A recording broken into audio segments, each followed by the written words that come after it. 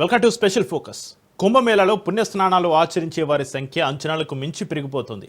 ఇలాంటి క్రమంలో ఇక రాజస్నానాలు ఆచరించే సమయంలో ఆ సంఖ్య ఎంత ఉంటుందనేది ఓ పట్టణ అర్థం కావడం లేదట. రాజస్నానం ఆచరించే పుణ్యతిథుల్లో మౌని అమావాస్య ఒకటి. మంగళవారం సాయంత్రం నుంచి బుధవారం సాయంత్రం దాకా మౌని అమావాస్య ఉంటుందని జ్యోతిష్యవేత్తలు చెబుతున్నారు. మామూలుగా అమావాస్య దినాన్ని పుణ్యకార్యానికి అనువైనదిగా చెబుతారు. పుష్యమాసం ఆఖరణ వచ్చే అమావాస్యను మౌని అమావాస్యగా పేర్కొంటారు. మరి ఎందుకు ఈ అమావాస్యకు ఇంతటి ప్రత్యేకత వచ్చింది?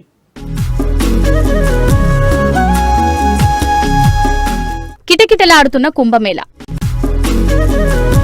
మౌని అమావాస్య వేళ బాబాల సందడి. ఆధ్యాత్మిక ఉన్నతిలో మునిగిన సాధకులు. ప్రయాగరాజ్ కుంభమేళలో మరో అద్భుతమైన ఘట్టం ఆవిష్కృతమవుతుంది.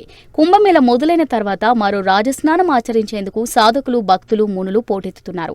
ఆ శుభ గడియలే మౌని అమావాస్య క్షణాలు. ప్రతి ఏడాది వచ్చే ఈ మౌని అమావాస్య నాడు హిందువులు పుణ్య స్నానాలు ఆచరిస్తారు. అయితే చాలా మంది చెబుతున్నట్టు ఈ స్నానం ద్వారా పుణ్యం వస్తుంది అనుకుంటే పొరపాటే. పుణ్యకార్య సాధన కోసం చేసే స్నానాలుగా ఈ రాజస్నానాన్ని భావించాలంటున్నారు. దీంతో అర్థమయ్యేదేంటంటే మౌని అమావాస్య అనేది సాధకులకు ఎంతో మేలు చేస్తుందని, ఆధ్యాత్మిక ఔన్నత్యానికి బాటలు వేస్తుందని, పెద్దల ఆశీస్సులు పొందాలన్నా, మనసును పరిశుద్ధంగా ఉంచుకోవాలన్నా, ఆ మార్గంలో మరింత వేగాన్ని అందుకోవాలన్నా ఈ మౌని అమావాస్య ఎంతో మేలు చేస్తుందంటారు.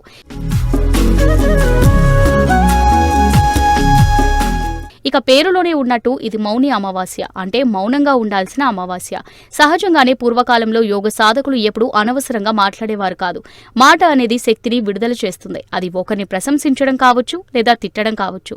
ఆ మాటలో ఎనర్జీ ఉంటుందంటున్నారు. అయితే యోగ సాధకులు ఎంతో ఏకాగ్రతతో ఉచ్చరించే మంత్రాలకు కూడా అలాంటి శక్తి ఆవాహనం జరుగుతుందని నిపుణులు చెబుతారు. ఆ సాధన మరింత పదునెక్కాలంటే సముపార్జించుకున్న శక్తులు వృధాగా పోకూడదంటే మౌనాన్ని ఆశ్రయించేవారు.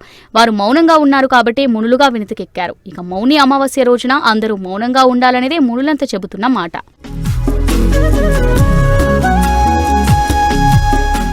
మౌని అమావాస్య చెబుతున్న సత్యం ఏంటంటే అందరూ నిశ్శబ్దంగా ఉండాలని. మరి ఎందుకు నిశ్శబ్దంగా ఉండాలి? ఎందుకంటే నిశ్శబ్దం నుంచి శబ్దం పుడుతుందంటారు.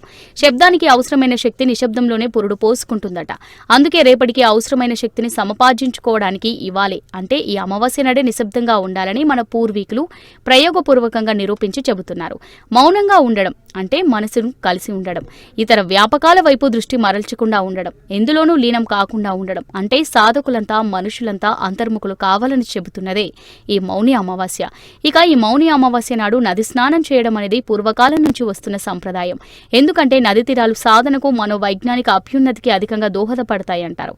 అది కూడా త్రివేణి సంగమం లాంటి 3 నదులు కలిసే చోట పుణ్య స్నానాలు ఆచరించి సాధనకు ఉపక్రమిస్తే అది ఇంకా ఎంతో మేలు చేస్తుందని నిపుణులు చెబుతున్నారు.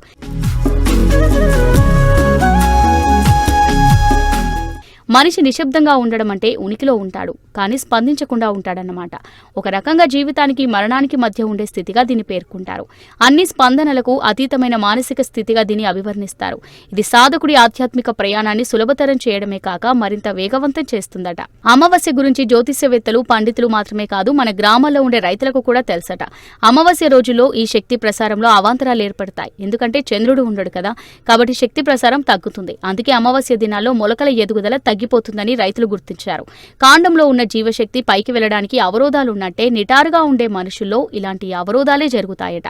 అందుకే తక్కువలో ప్రసరించే శక్తిని ప్రభావశీలంగా వాడుకునే క్రమంలో నిశ్శబ్దాన్ని పాటిస్తూ జీవశక్తి ప్రసారానికి సహకరిస్తూ మౌనం పాటించడం ద్వారా ఆధ్యాత్మిక ఉన్నతికి నిచ్చెనలు వేసుకుంటారు.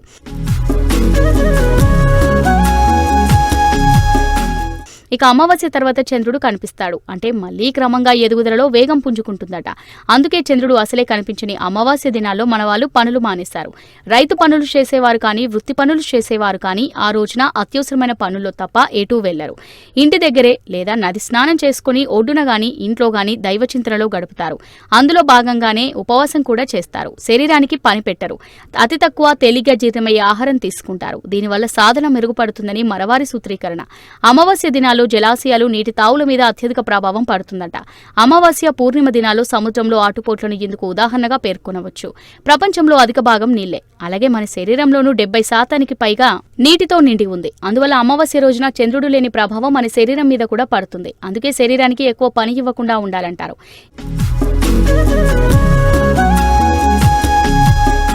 ఇక అమావాస్యలో 2 శబ్దాలున్నాయి. అమ అంటే చీకటి, వాస్య అంటే కోరిక. కోరికలు అనే చీకటిని అధిగమించాలంటే నిశ్శబ్దమే శరణ్యం.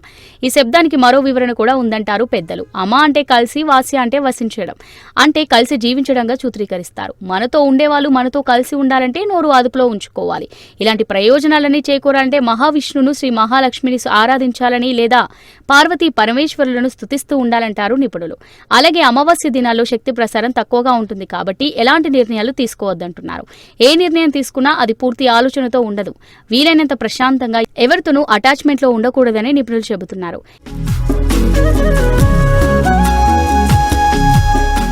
ఇక అమావాస్య దినాల్లో మన వాళ్ళు ఉపవాసం ఉండడమే కాక అన్నదానం చేయడంలో నిమగ్నమవుతారు. ఎందుకంటే అమావాస్య రోజుల్లో చేసే అన్నదానాలతో మన పూర్వీకులు, పితరులు సంతృప్తి చెందుతారట. అందుకే అమావాస్య రోజు ఒకవైపు సాధనలు, మరోవైపు ఇతరుల ఆకలి బాధలు తనివిగా భావించి సంతర్పణ చేయడాలు, మౌనంగా ఉండడాలు ఇలాంటివన్నీ సాధకుడు ఎంతో ముందు చూపుతో చేసే పనులుగా మొదటి నుంచి హిందువులు భావిస్తున్నారు. ఈ క్రమంలో ఈ మహాకుంభమేళకు ఒక్కరోజే దాదాపుగా 8 నుంచి 10 కోట్ల దాకా జనం కిక్కిరిసి వస్తారని అంచనా. మౌని అమావాస్య రోజున చేసే రాజస్నానం కోసం ఇప్పటికే ప్రయాగకు భక్తులు పోటెత్తారు. ఇప్పుడు అక్కడ కాలు పెట్టడానికి కూడా సందు లేదు.